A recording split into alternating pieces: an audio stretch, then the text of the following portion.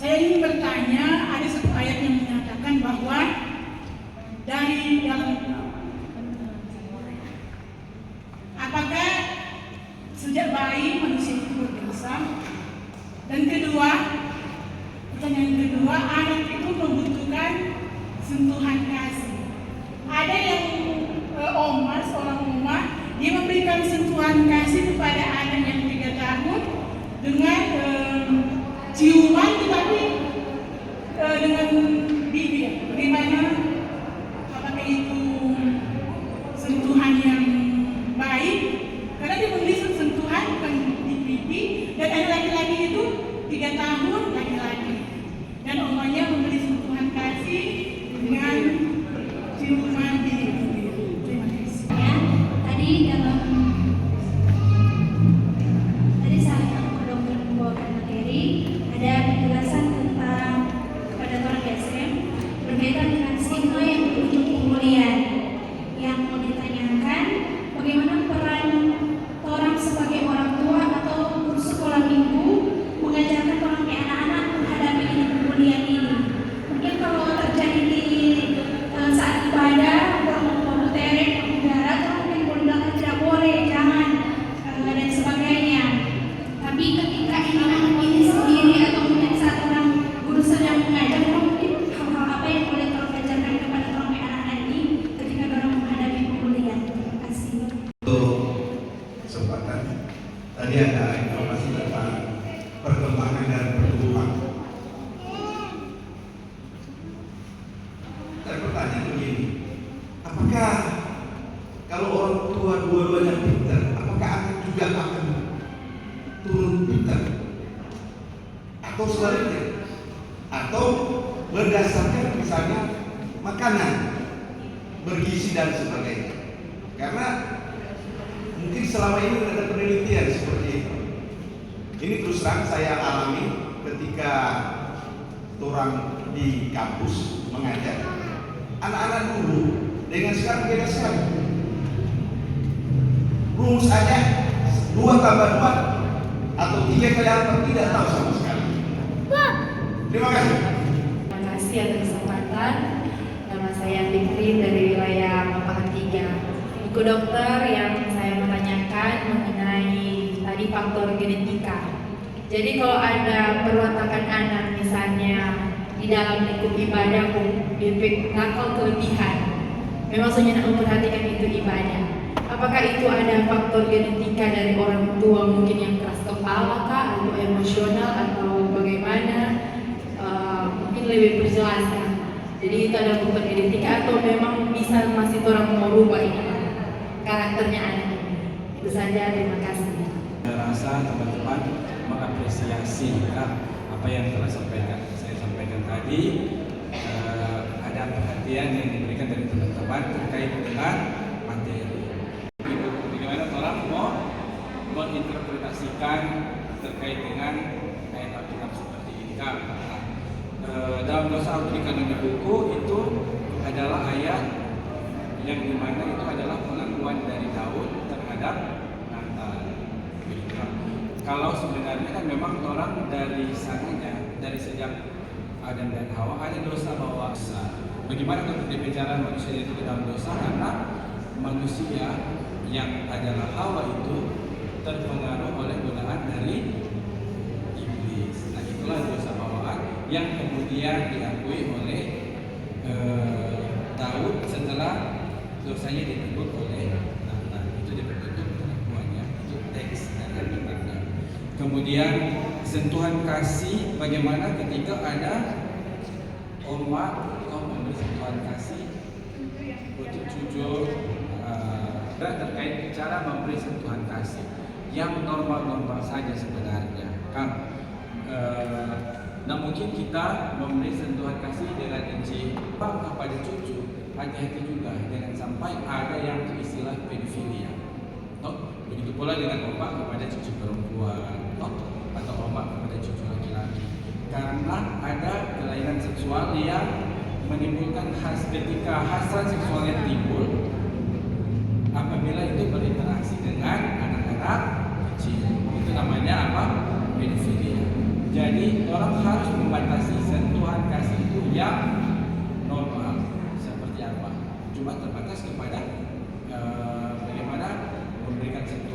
untuk kenyamanan dan motivasi kepada anak tersebut.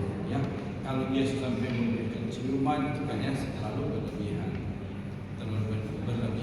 apalagi jangan sangka ketika ada hal-hal yang terjadi seperti itu, kok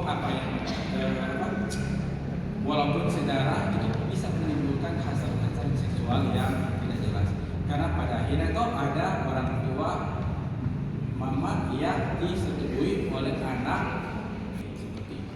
Dan itu juga terjadi di Sulawesi Utara, ya, di daerah Manado, tapi yang di daerah pernah orang juga menangani kasus. Kebetulan kita juga di bagian kita bendahara jaringan peduli anak bangsa Provinsi Sulawesi Utara, pernah ada kasus seperti itu.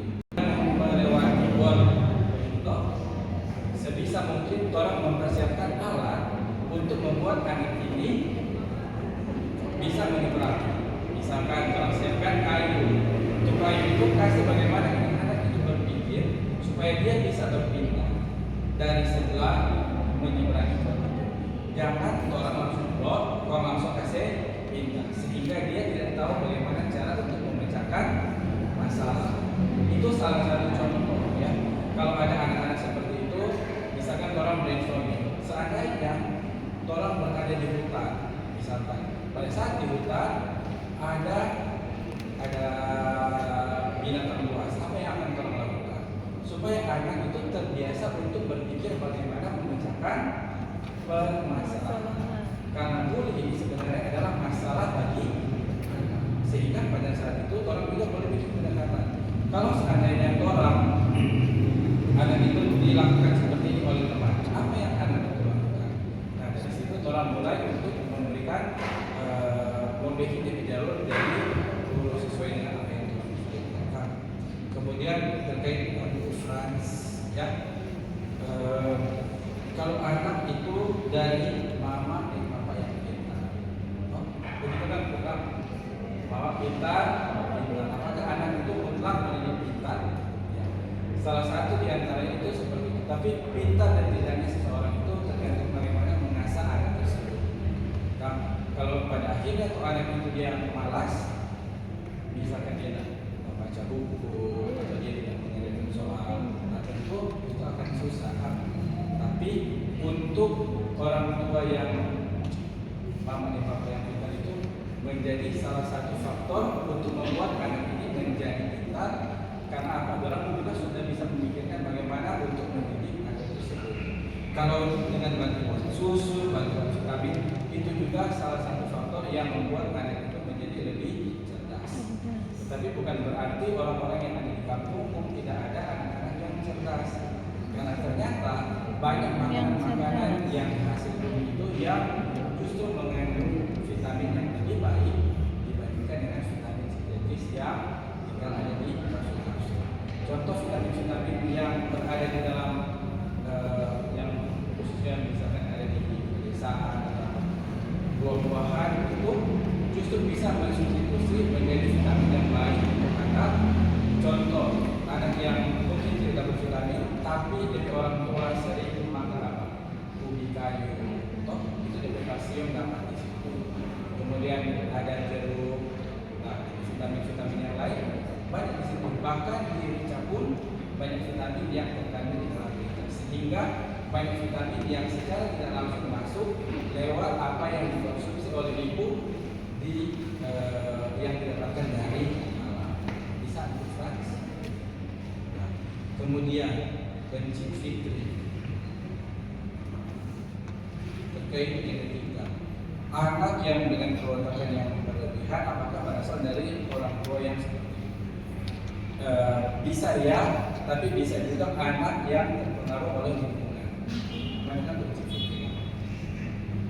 Bisa jadi itu anak itu dari orang tua tidak seperti itu, tapi lingkungannya penuh dengan yang orang-orang yang suka marah-marah. Contoh ada anak dari orang tua yang pendiam, tapi di keseharian di lorong-lorong atau di pasar, yang orang kenal kalau di pasar itu kecenderungan dalam berbicara apa? Berkarya-karya. Nah, terbawalah anak itu. Jadi belum tentu. Tetapi sebagian besar apa yang ada pada orang tua akan diturunkan.